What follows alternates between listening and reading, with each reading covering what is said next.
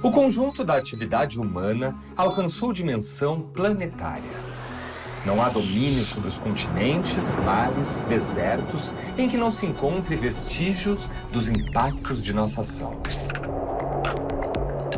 Com a acelerada expansão do conhecimento científico e da nossa capacidade de intervenção técnica, somos agora capazes de manipular as mais diversas dimensões da vida.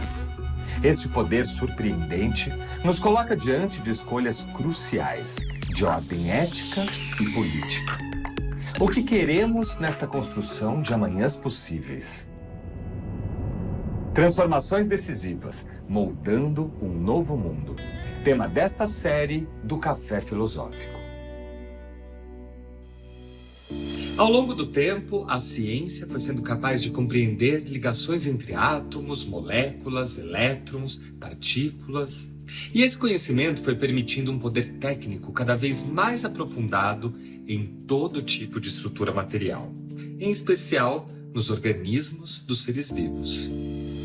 O que sabemos sobre as atuais pesquisas da biomedicina, como, por exemplo, o sequenciamento do genoma e testes de ancestralidade genética?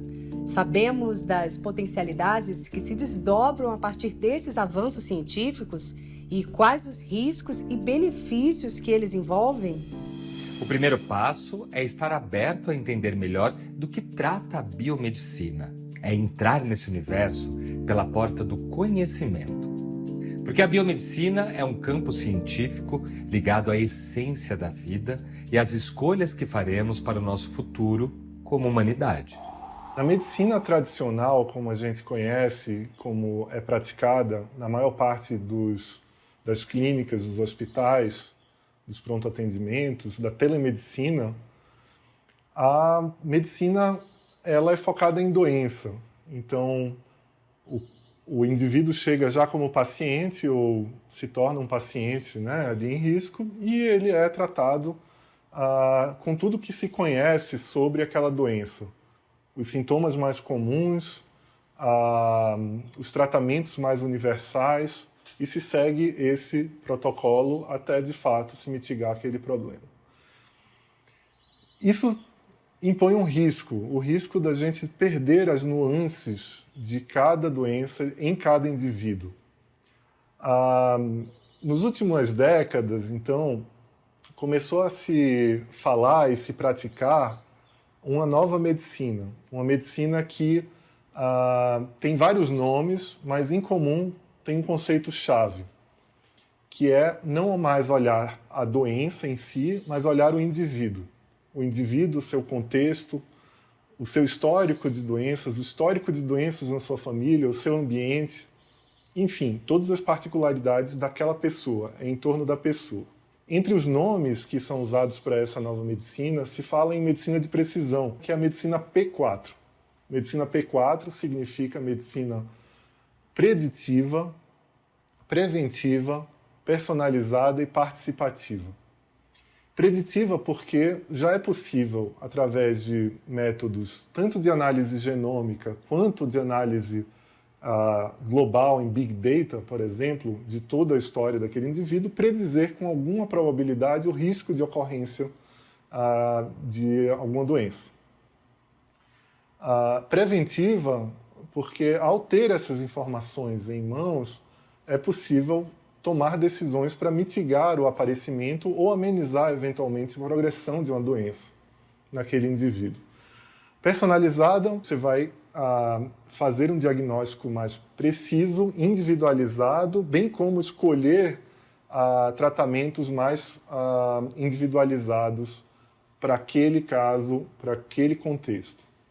E participativa, onde o indivíduo que sequer é um paciente ainda, ele vai participar ativamente, ter mais autonomia nas decisões e nas observações de saúde e também vai ativamente fornecer mais dados para esse grande sistema inteligente computacional de análise, por exemplo, através de compartilhar os seus hábitos de vida ou aqueles relógios que contam os passos, os batimentos cardíacos. Todos esses conceitos da medicina P4 acabam recaindo num pilar importante, que é o pilar da genômica. Eu gosto de pensar no genoma como uma coleção de genes. E o que são genes, então? A gente está entrando num problema recursivo.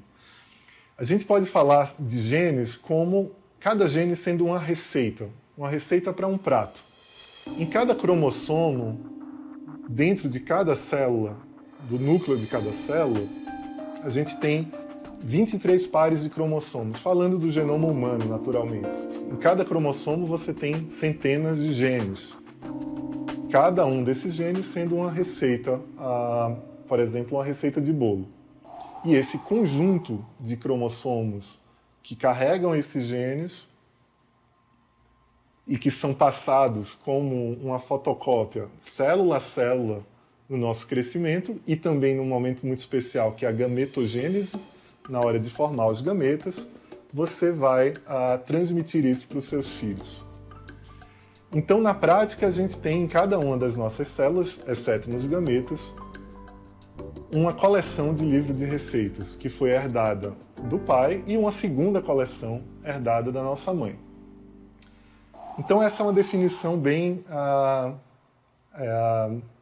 mundana, digamos assim, bem direta do que é um genoma. Mas o que é, então, variabilidade genômica? Que é esse substrato usado pela medicina de precisão, pela medicina P4, para se estimar os riscos das doenças, os riscos, por exemplo, da ocorrência de uma doença ou de algum evento em saúde.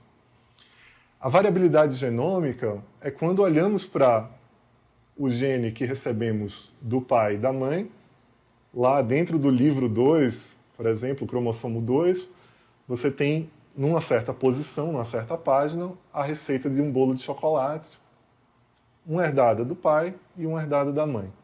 E, na maioria das vezes, o bolo de chocolate é muito parecido na receita do pai e da mãe, mas ele pode ter algumas diferenças. Essas pequenas diferenças herdadas do pai ou da mãe nos genes, elas são normalmente neutras ou pouco efetivas, mas elas têm um efeito muito pequeno no resultado final. Ainda assim, elas nos acompanham, olhando para trás, nas gerações dos pais, dos avós, essas pequenas diferenças nos acompanham.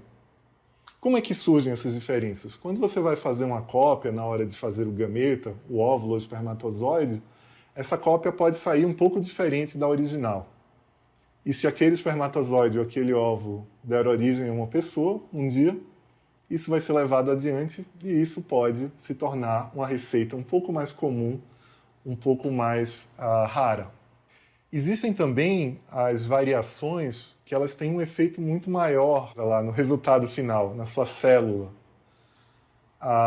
Essas mutações mais graves, muitas vezes elas são erros muito grotescos naquela receita. Então essas famílias afetadas por doenças raras, doenças monogênicas, ou seja, que uma receita só danificada, ela vai provocar alguma doença, vai provocar um dano muito grande para o organismo, essas variações genômicas elas são bem mais raras. A maioria das variantes genômicas que a gente encontra nas doenças comuns, por exemplo, diabetes, hipertensão, Alzheimer, câncer, essas variantes são de baixo efeito e individualmente elas vão promover uma pequena contribuição para a doença, mas coletivamente elas vão oferecer um efeito muito mais observável e calculável. Então temos aqui a seguinte situação. Temos uma coleção de livros de receitas herdada do pai e da mãe. A mãe ela herda um pedacinho a mais, são as mitocôndrias, é uma linhagem matrilinear, os pais não passam mitocôndrias para os filhos, e os pais, homens, eles passam cromossomo Y adiante para os filhos homens apenas. Então você tem uma grande coleção de 23 pares de livros caminhando ao longo das gerações e alguns pedaços que vêm numa linhagem matrilinear ou patrilinear. Como que isso nos influencia? Como que isso pode ser observado na vida de cada um? Até pouco tempo atrás, sequenciar um genoma era algo muito caro. O projeto Genoma Humano, que custou aproximadamente 300 milhões de dólares e durou de 1990 a 2013, ele abriu caminho para os estudos na área de genômica humana se popularizarem e ficarem muito mais acessíveis. Por quê? O projeto Genoma Humano, ele abriu essa coleção de livros de receitas, pelo menos para se fazer uma referência. Então agora a gente sabe mais ou menos que o bolo de chocolate tem que estar, ou aparece principalmente, na maioria das pessoas, na página 12 do segundo livro, por exemplo. Então todos os estudos a partir do projeto Genoma Humano puderam comparar os achados de sequenciamento com esse genoma de referência. Em paralelo, novas técnicas surgiram para sequenciar DNA, sequenciar genomas, e uma das principais técnicas permite que a gente sequencie vários pedacinhos desse genoma ao mesmo tempo. Antes a gente lia uma frase por vez dentro de cada receita, agora a gente consegue ler milhões e milhões e milhões de frases por vez nesse processo de sequenciamento do genoma, a custos muito reduzidos. Então a evolução metodológica na área da genética molecular e na computação permitiram com que a gente pudesse, portanto, sequenciar de maneira muito mais acessível. Muito bem, se agora a gente pode sequenciar de forma mais acessível, o que é que se pode fazer com esses resultados? Como eu falei na nossa analogia das receitas, a maioria dessas variantes genéticas ao longo do genoma, elas são muito comuns, estão presentes em 5, 10, 20, 30% das pessoas, e isso permite com que você consiga produzir, por exemplo, um chip de DNA que vai permitir que eu interrogue essa lista de pontos muito comuns que são diferentes entre as pessoas. Um chip de DNA que avalia, por exemplo, 1 milhão de pontos no genoma que são variáveis na população, ele custa em torno de $100, algo como R$500 atualmente. O sequenciamento em que eu vou ler todos os pontos do genoma ainda é algo caro, $1.000 para cada indivíduo, mas muito mais barato do que foi observado há 20 anos com o final do projeto Genoma Humano.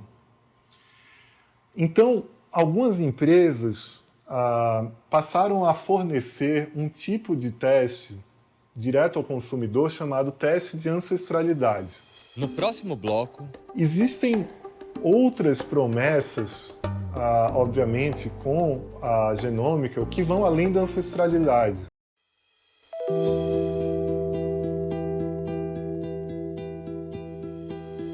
que sei eu do que serei?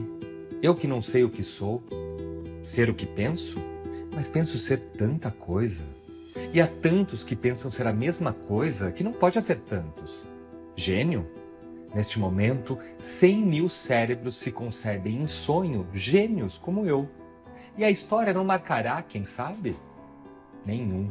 Nem haverá senão estrume de tantas conquistas futuras. Não creio em mim. Em todos os manicômios, há doidos malucos com tantas certezas. Eu, que não tenho nenhuma certeza, sou mais certo ou menos certo?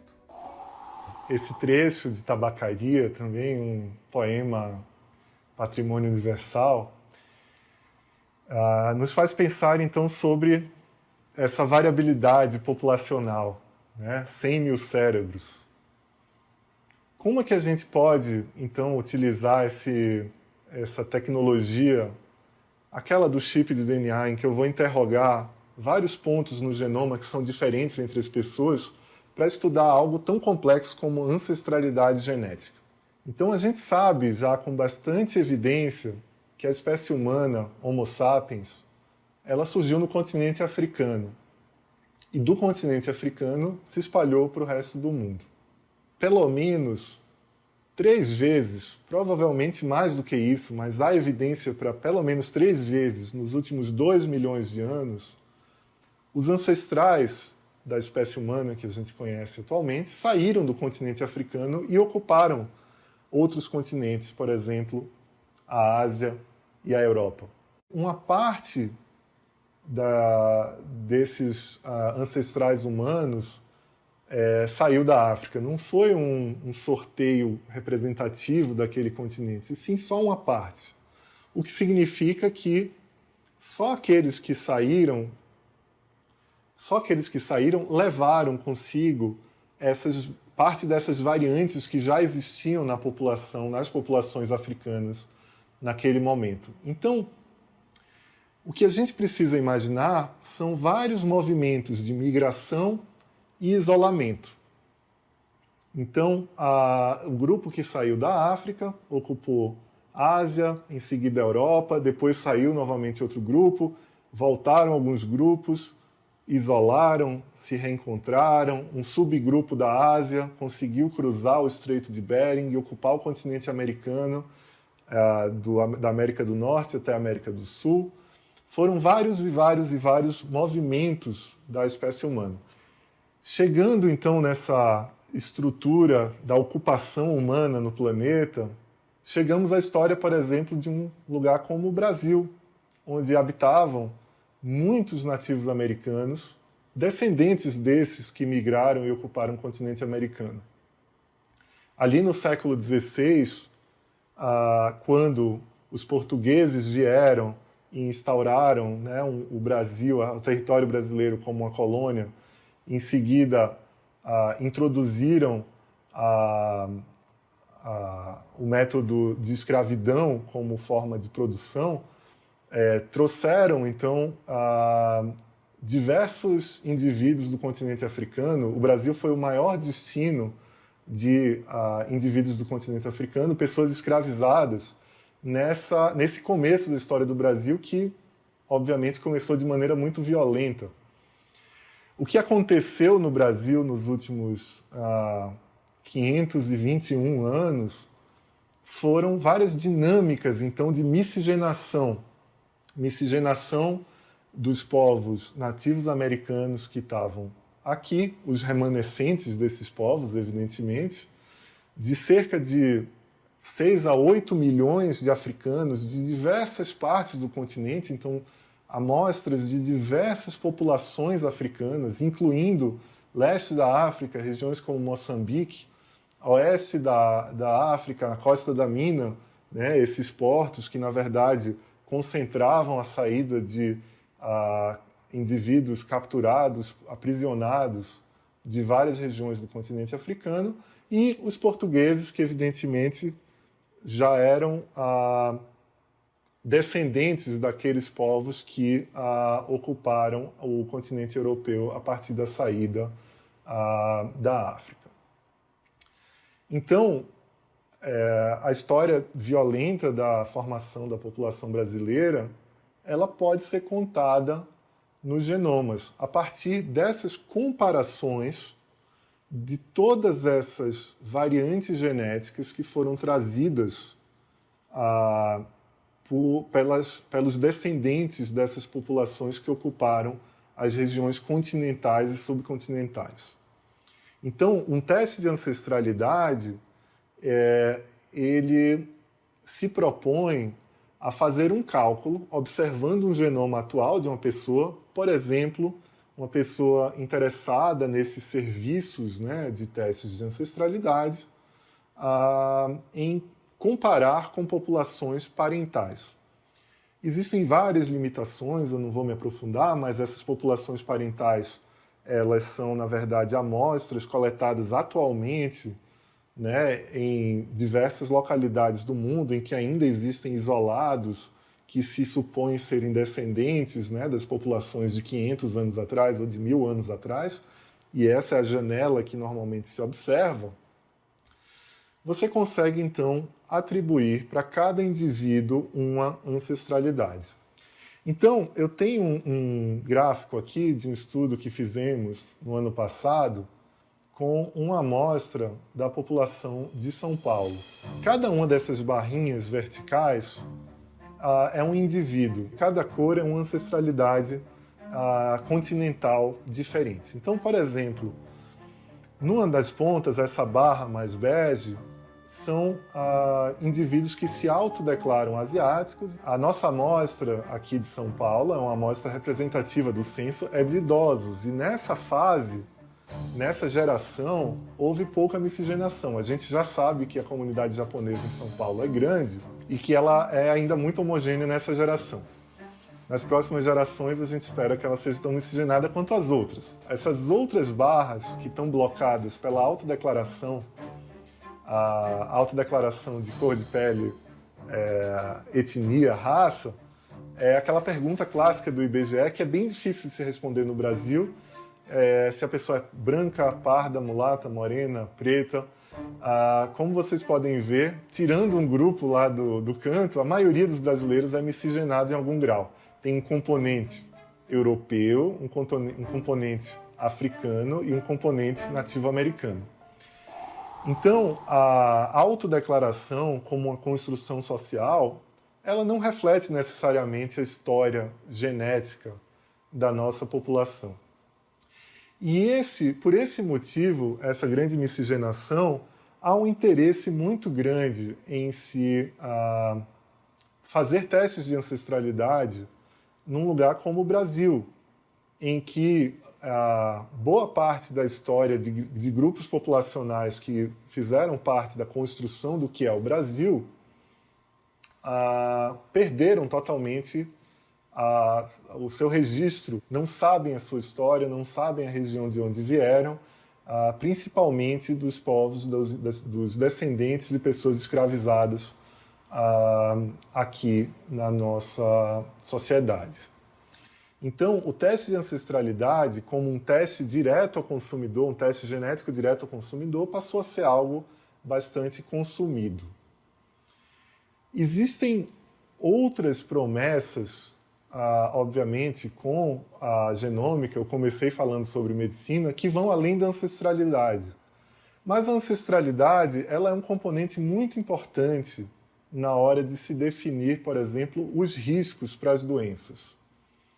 A gente já sabe, por exemplo, que um tipo de teste genético para inferir o risco para doenças comuns como hipertensão, diabetes, Alzheimer, câncer, eles são geralmente produzidos a partir de dados na Europa, nos Estados Unidos, em que há muito mais participantes com ancestralidades europeias, razoavelmente homogêneos.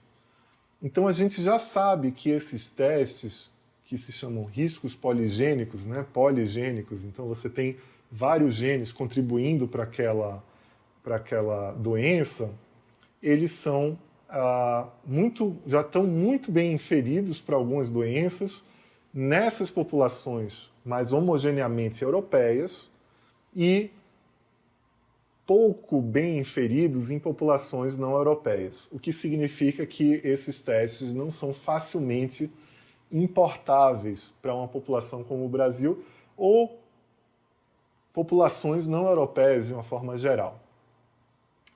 Então, existe todo um interesse da área da comunidade científica e, obviamente, da área médica para uma aplicação direta desses testes poligênicos serem utilizados numa prática diária da medicina. Mas, como eu falei, há um desafio muito grande para uma população como a brasileira por conta da nossa miscigenação e pela falta de bancos de dados das nossas populações parentais, por exemplo, nativos americanos e africanos. Há um gap, há uma assimetria nesses bancos de dados para dados apenas europeus. Então, temos uma posição nesse momento que é uma posição de promessa, bastante promessa, sobre a aplicação de testes genéticos para aferir riscos para doenças comuns e super importantes que têm um efeito muito importante na saúde pública, como diabetes, hipertensão, Alzheimer e câncer. São essas, mas não apenas essas. Praticamente todas as doenças prevalentes, o componente genético ele é poligênico. São as doenças multifatoriais.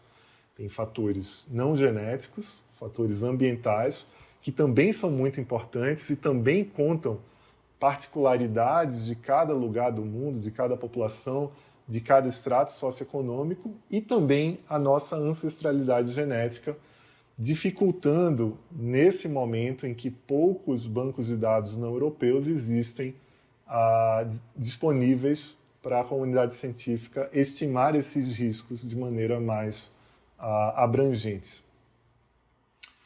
Dito isso, temos algumas promessas bastante assustadoras, uma vez que esse tipo de problema técnico de assimetria de bancos de dados seja enfrentado, seja resolvido de alguma maneira. No próximo bloco... Qual é o nosso limite? Se a gente pode corrigir uma doença grave, se a gente pode corrigir um câncer, é possível que um dia possamos também alterar outras características.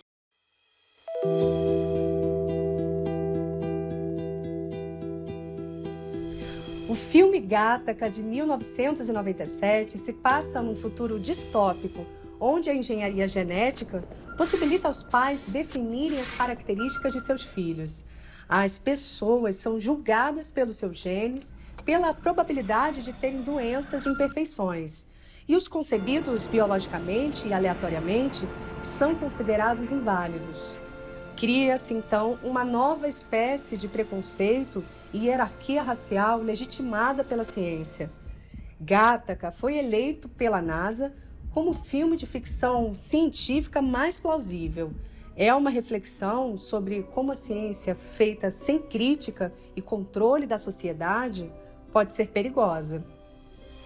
Assim descreve o roteiro do filme. No monitor da maternidade, vemos trechos em destaque no meio dos dados. Condição neurológica, probabilidade de 60%. Bipolaridade, probabilidade de 42%. Obesidade, probabilidade de 66%. Déficit de atenção, probabilidade de 89%. Doença cardíaca, probabilidade de 99%. Jerome narra sua própria história. Ele é o bebê recém-nascido nesta maternidade. Meu destino estava mapeado diante de mim. Minhas falhas, predisposições e suscetibilidades, a maioria sem tratamento até hoje. Apenas alguns minutos de vida e a data e causa de minha morte já eram conhecidas. O Jerome, ele foi um bebê nascido naturalmente, num futuro em que todos os bebês são selecionados para não ter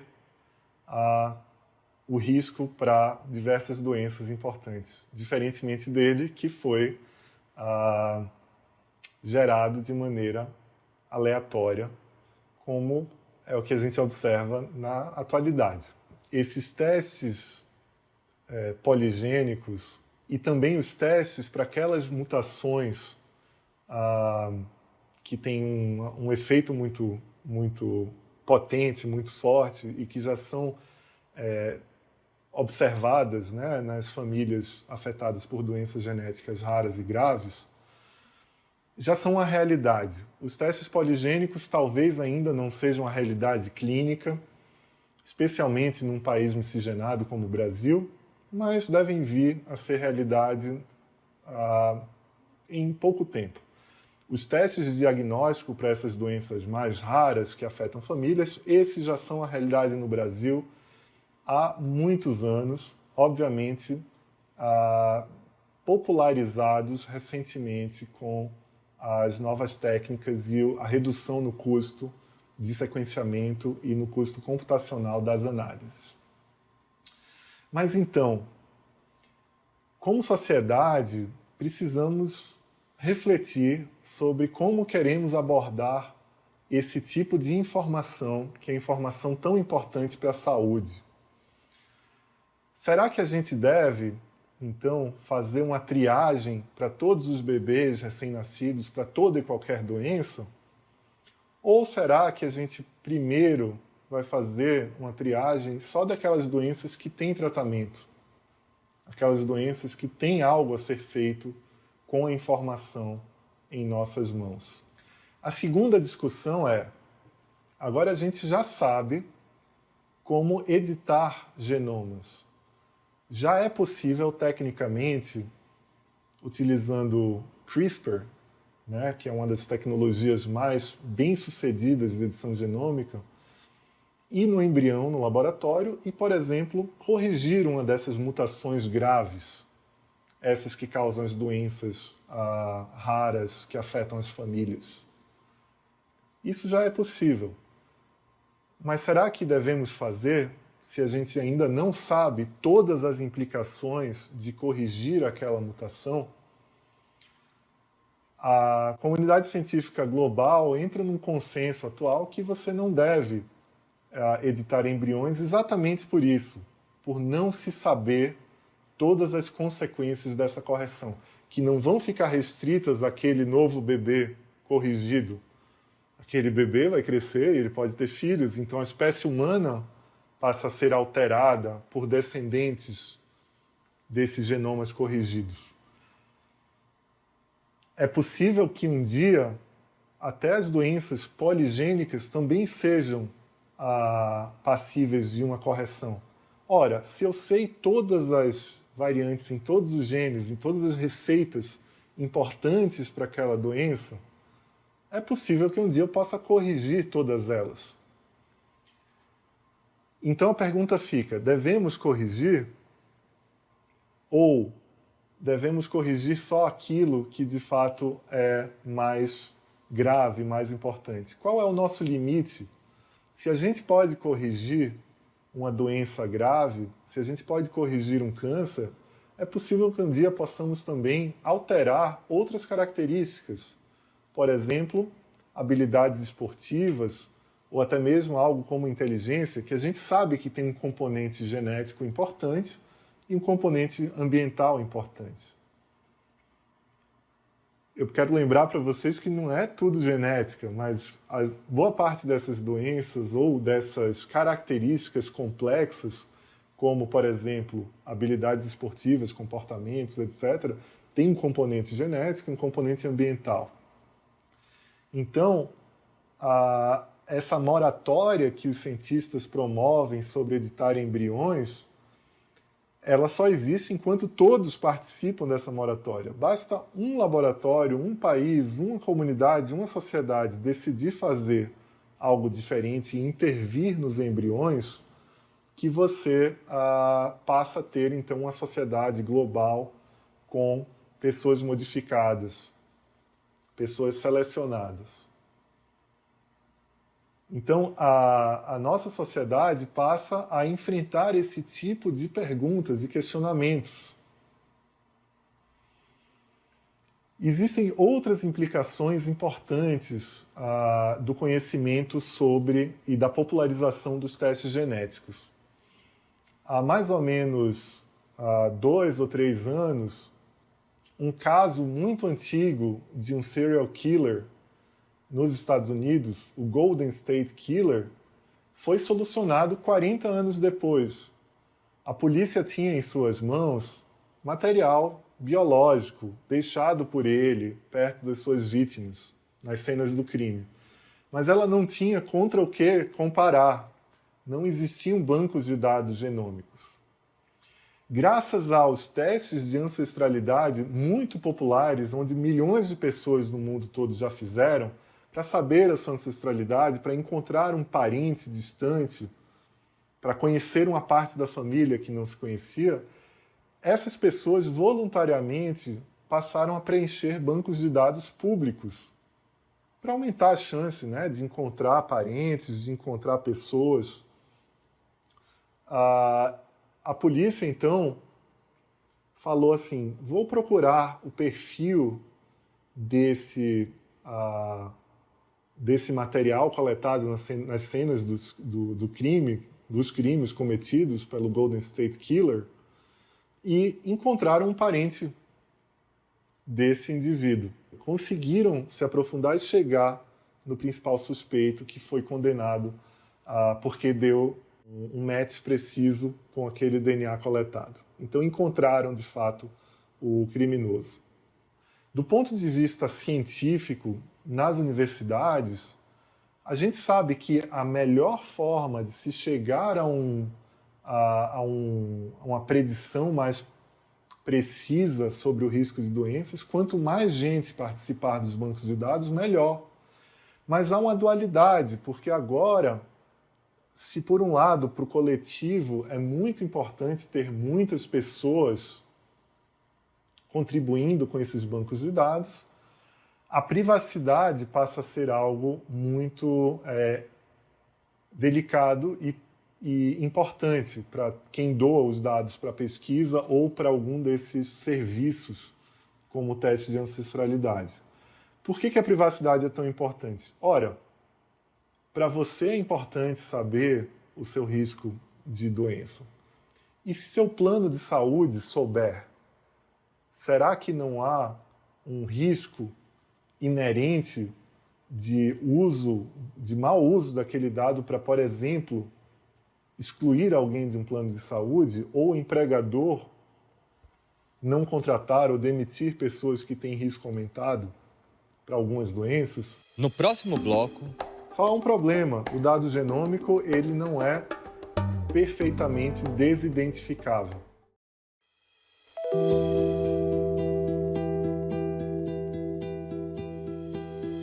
Para uma série de coisas que fazemos hoje, acabamos entregando de livre e espontânea vontade muito da nossa privacidade. Um CPF fornecido em uma ou outra compra, um clique numa busca na internet, um like, uma rota compartilhada. Assim vamos escancarando as portas da nossa vida.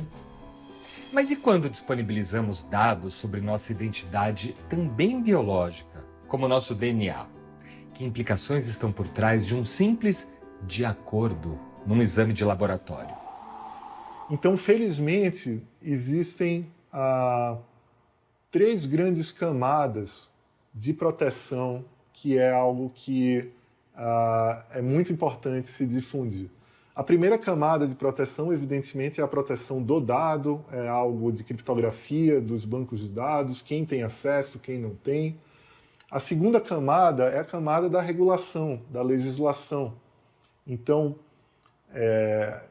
a LGPD, que é a Lei Geral de Proteção de Dados, ela foi lançada no Brasil, entre outras coisas, com o objetivo de promover ali uma camada de proteção aos dados individuais, como dados de saúde, e a genética entra nesse meio. E a terceira camada de proteção é isso que a gente está fazendo aqui. Então, a difusão do conhecimento. O conhecimento presente em todo o mundo, ou no maior número possível de pessoas, para que cada um de nós tenhamos um olhar crítico sobre aquilo que nos é oferecido. Seja como um projeto de pesquisa, seja como um atendimento médico, seja como um serviço em genética direto ao consumidor. Então, qual que é o limite do que é um indivíduo? Ora, você pode negar de fornecer o seu dado para aquela base de dados que a polícia americana utilizou. Mas se o seu primo não negar, ou se o seu irmão, ou se o seu sobrinho não negar, parte da sua informação genética, que está contida, compartilhada com os seus familiares, também vai ser exposta ou vai ser, pelo menos, acessada. E outro ponto, então você não tem uma individualidade jurídica propriamente na genética. Você tem compartilhamento de dados muito importantes com os seus irmãos, com seus pais, com seus tios, com seus primos. Imagina, por exemplo, que você tenha, por exemplo, um par de gêmeos que vai receber um diagnóstico de uma doença genética e um gêmeo decide que ele quer saber o resultado e o outro decide que não quer saber. Como garantir o direito de um de saber e o direito do outro de não saber? Se, afinal, geneticamente eles são idênticos. Lá no início dos projetos de sequenciamento, no final dos anos 80 e início dos anos 90, houve uma discussão importante sobre o patenteamento de informação genética, de genes. E isso até no início foi tentado, mas viu-se, né, isso começou nos Estados Unidos, viu-se que não era possível, diante de todas as regras sobre as regras que são, né, resultados de uma decisão social, que, bem como qualquer elemento biológico, você não pode patentear um gene. Evidentemente que é possível patentear métodos de análise, métodos de verificação, mas não um gene em si, ou a variação genética em cima daquele gene, que é a variação que é algo que nos informa sobre o efeito, sobre a função daquele gene, sobre o risco que a alteração daquele gene pode causar no organismo. Né? Então, a posse dessa informação ela não é algo trivial de se delimitar. Já se sabe, por exemplo, que genes e variação genética não pode ser patenteada. E a segunda parte da discussão é muito interessante, que fala sobre o acesso, né, a tratamentos que sejam tratamentos baseados em genes, por exemplo, terapias gênicas, ou drogas que são customizadas para determinadas doenças raras e que têm um custo muito elevado. Sim, corremos o risco de que essa medicina P4, essa medicina de precisão, essa nova tecnologia reforce assimetrias socioeconômicas já vistas ou crie novas assimetrias, por exemplo, de subpopulações, subgrupos na nossa sociedade que foram selecionados, como no filme Gattaca isso é demonstrado. Corremos esse risco. A outra questão importante de se falar é sobre a anonimização. Então, a anonimização, no jargão da área de Big Data, dos dados, é algo que desvincula, então, algo que identifica você com o seu dado. Só há um problema, o dado genômico ele não é perfeitamente desidentificável. Você tem um código de barras específico seu, que é decorrente dessa lista de variantes genéticas, aquelas pequenas diferenças nos genes, que podem ser raras, podem ser comuns, podem ser neutras, podem ser causadoras de doença, podem ser contribuidoras para a doença. E essa combinação ela é única e ela, portanto, impede a completa anonimização. Você pode desvincular do nome, mas ela é algo que será sempre individualizada e basta um pedacinho daquilo ser, por exemplo, observado em outro tipo de exame para você conectar os dois pontos. E temos que lembrar que o próprio interesse em anonimização ele se perde quando há um retorno daquela informação genética para o seu próprio benefício. Então você doa para um banco de dados e fala, quero desidentificar, anonimizar completamente. Mas aí, em posse dos seus dados, alguém descobre que você tem um risco elevado para alguma doença que tem tratamento, por exemplo. Não é do seu interesse ter aquele retorno, aquela informação de volta? Então, a discussão que a gente pode se encaminhar no futuro da genômica, que não é bem futuro, já é presente, como eu acho que deixei bem claro aqui,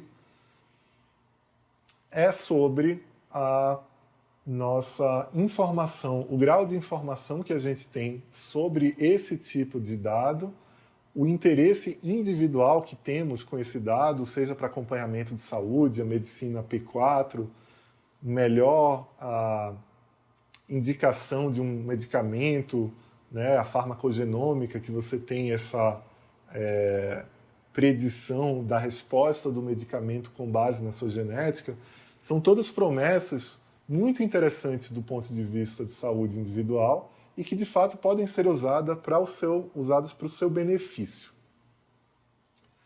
Mas existe também o interesse coletivo, um interesse coletivo difuso da sua contribuição, do seu dado, para melhorar esse tipo de verificação de risco.